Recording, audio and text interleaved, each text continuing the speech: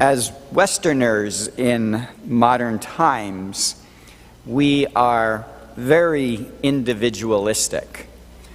We see everything from how it affects us as individuals. We ask, what do I want? And how does this affect me? And what do I get out of it? But you see, that's actually a fairly recent phenomenon by coming to understand ourselves so individually and looking at the world from that perspective.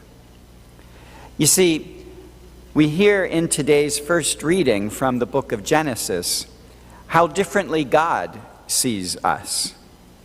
Because God doesn't think so much individually as he thinks collectively. In our reading from the book of Genesis, God is making a promise to Abraham that he will be the father of a host of nations, that he will be exceedingly fertile, and that he will make many nations descend from him.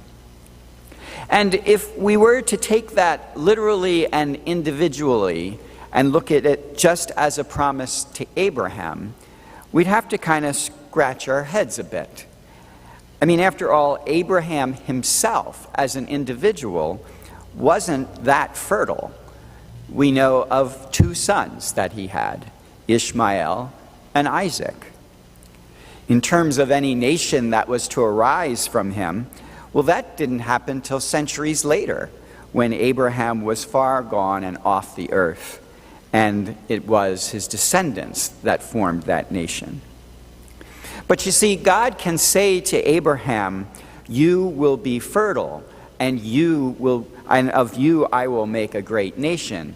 Because God doesn't just see Abraham as an individual. God sees Abraham as a collective, as part of a larger family, as part of a larger community, indeed as part of a larger people. And that's really, I think, the challenge that we face in these times today. That how do we begin to see ourselves not simply as individuals, but how do we understand ourselves as collectively?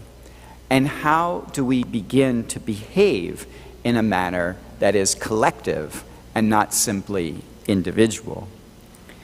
If you follow WBAL TV, Channel 11, you'll see that they have a campaign going on which they call We're in This Together.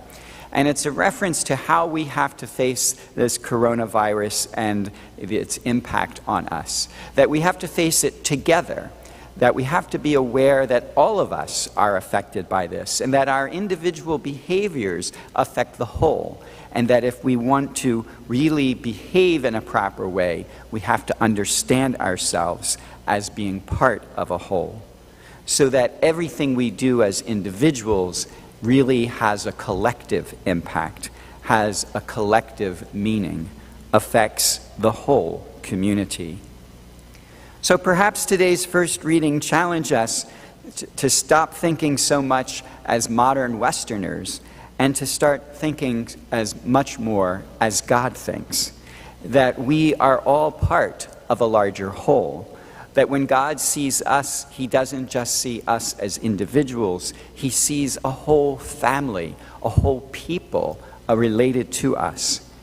And if we can see ourselves that way, then perhaps we can understand how we can better move through these times together, because we are all in this together.